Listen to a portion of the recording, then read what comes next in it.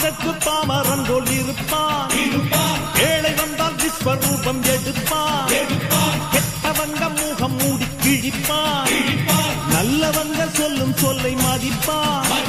பகையே நீ துள்ளாதே, இவன் போகும் வழியில் நில்லாதே. சீரும் சிங்கம் இவனல்லோ, சிறு புழுவாய் நீயும் எண்ணாதே. தீமை விலகிட நன்மை பெருகிட சிங்கம் ஒன்று கூறப்பட்டதே.